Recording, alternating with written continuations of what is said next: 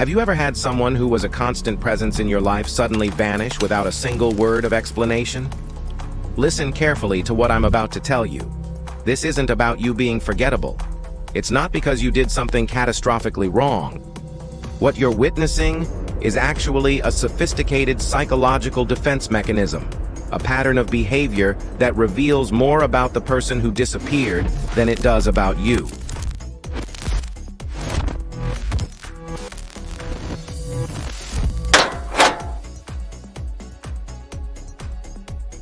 And today, we're going to investigate exactly why certain people choose silence over closure, what's happening in their mind during that disappearance, and what this behavior pattern actually protects them from. We're going to uncover 3 specific psychological drivers behind unexplained disappearances, why this phenomenon is increasing in the digital age, and what it reveals about emotional capacity and conflict avoidance.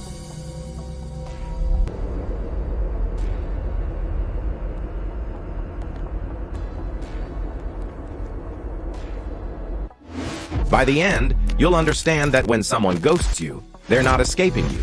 They're escaping themselves. Let's start with the first clue: the avoidance of emotional confrontation. When someone disappears without explanation, what they're really doing is bypassing what their nervous system perceives as an unbearable situation. Think about what an explanation requires. It requires them to sit with discomfort, to articulate feelings they might not fully understand themselves.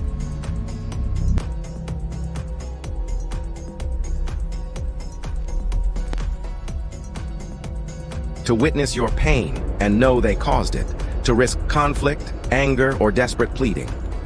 For people with low tolerance for emotional intensity, this scenario feels like standing in front of an oncoming train.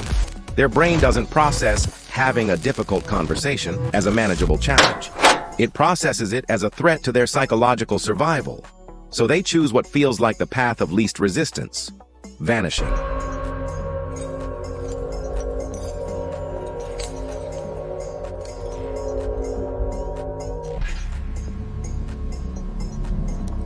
What they don't realize, or perhaps they do, but can't face, is that silence isn't neutral. Silence is a choice. It's a statement. It says, my discomfort with this conversation is more important than your need for closure. But here's the thing.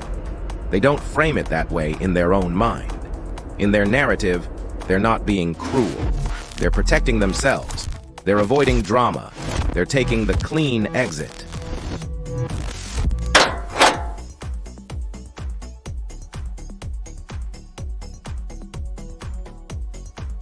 Except there's nothing clean about leaving someone in a state of perpetual confusion, wondering what they did wrong, replaying every interaction, searching for clues that don't exist.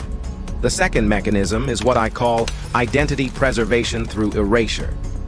Here's something most people don't understand about disappearers. They're often deeply concerned with how they're perceived. They want to be seen as good people, kind people, people who don't hurt others.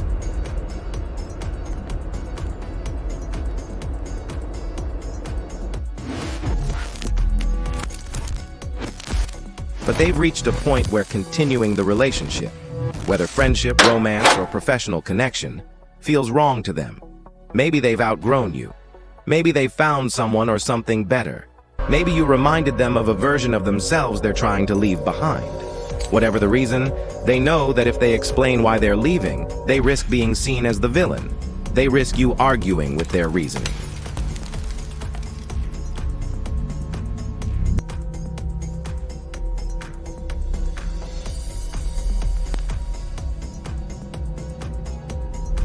They risk confrontation that might force them to admit uncomfortable truths about themselves. So instead, they erase. They disappear. And in doing so, they control the narrative. Because without an explanation, you're left guessing. You're left blaming yourself. You're left thinking maybe they got busy, maybe something happened, maybe there's still a chance they'll come back. And as long as you're uncertain, they're not definitively the bad guy.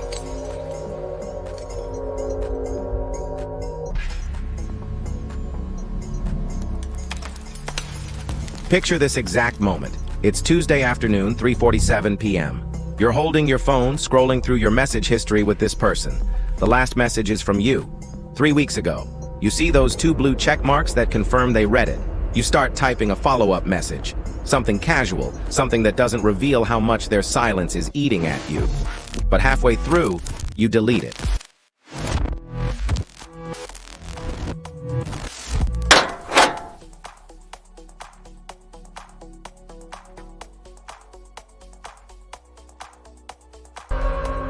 Because you've already sent 2 messages that went unanswered, and sending a third feels desperate. So you put the phone down. You tell yourself you don't care, but you do.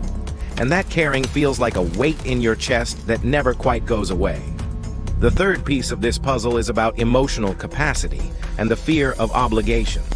Some people disappear because they've assessed the relationship and realized that staying in it requires more emotional energy than they're willing to invest.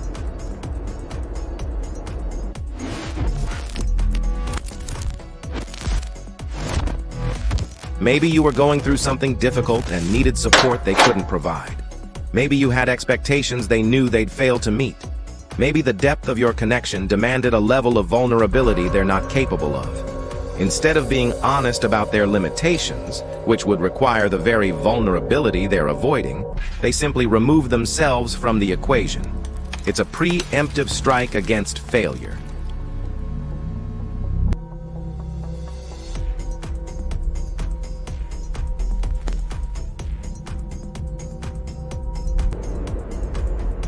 If they disappear before they disappoint you, then in their mind, they haven't really failed. They've just left. And here's what makes this particularly insidious. Many disappearers genuinely believe they're doing you a favor. They tell themselves, it's better this way, a clean break. They'll move on faster without having to process a painful conversation. But that's not empathy. That's projection.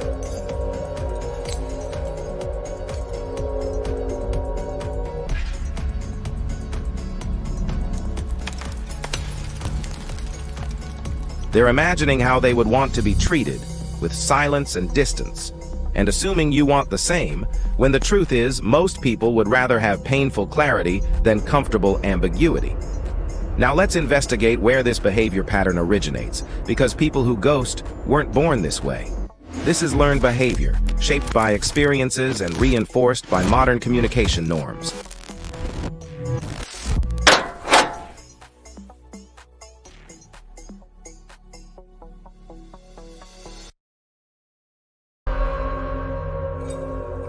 Many chronic disappearers grew up in environments where conflict was either explosive or completely suppressed.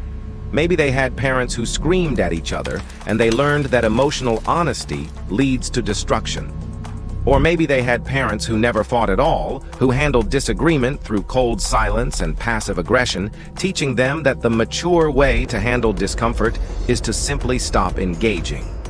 Either way, they never learned that conflict can be productive.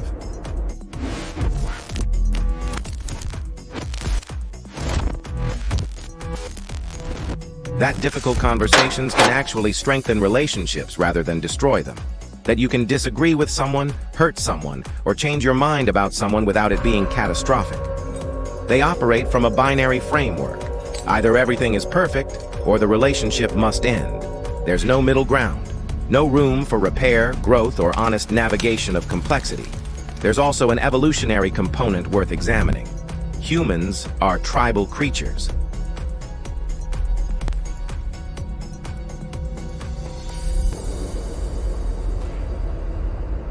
For most of our history, disappearing from your tribe meant death. You couldn't survive alone. So social bonds were maintained through constant physical presence and accountability. But modern technology has severed that accountability. You can now exist in someone's life without ever being physically present. You can maintain dozens of shallow connections simultaneously. And when one becomes inconvenient, you can simply stop responding. There's no social consequence.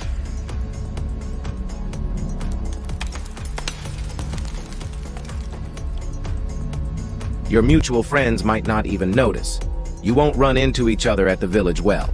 The cost of disappearing has dropped to near zero, so people do it more freely. We've created a world where ghosting is structurally easier than honesty, and human behavior tends to follow the path of least resistance. Here's something that people who disappear without explanation often share: a deep-seated belief that they are not capable of handling other people's emotions.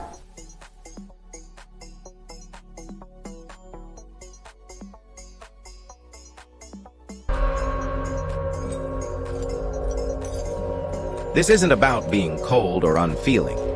It's often the opposite. They feel too much, and they don't have the tools to regulate that feeling. So they avoid situations that might trigger emotional overwhelm. When they imagine explaining their departure to you, they don't just imagine a simple conversation. They imagine your tears, your anger, your questions, your pain. And they imagine being responsible for holding all of that, and they know or believe they can't.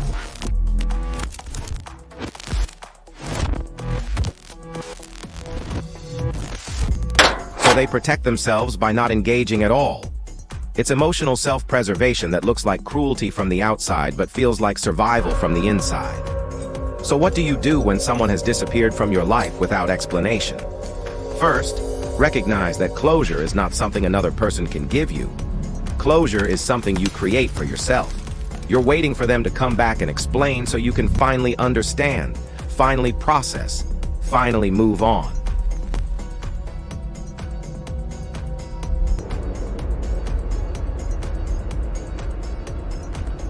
But what if they never do?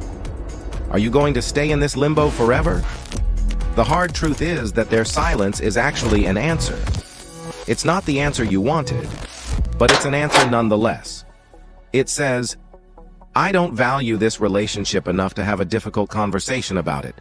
And once you accept that, you can stop waiting and start grieving. Second, resist the urge to chase.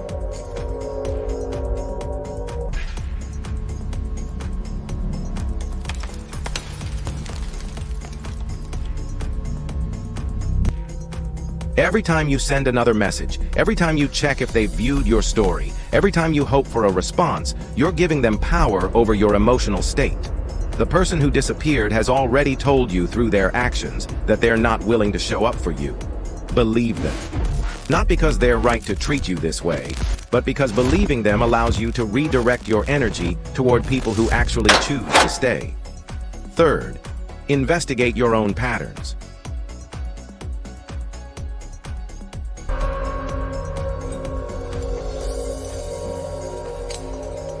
Are you repeatedly attracting people who ghost?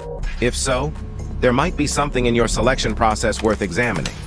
Are you drawn to emotionally unavailable people because they feel familiar? Are you ignoring early warning signs, the slow response times, the surface-level conversations, the lack of follow-through, because you're hoping potential will become reality? Sometimes the people who ghost us showed us exactly who they were from the beginning, and we chose not to see it.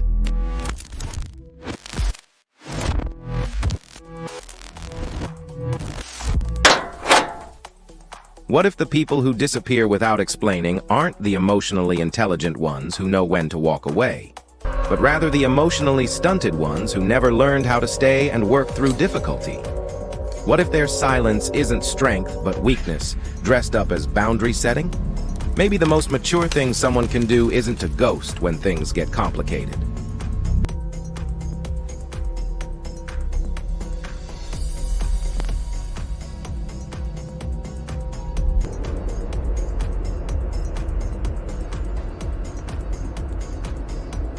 Maybe it's to look another human being in the eye, even through a screen, and say with honesty and compassion, this isn't working for me anymore, and here's why.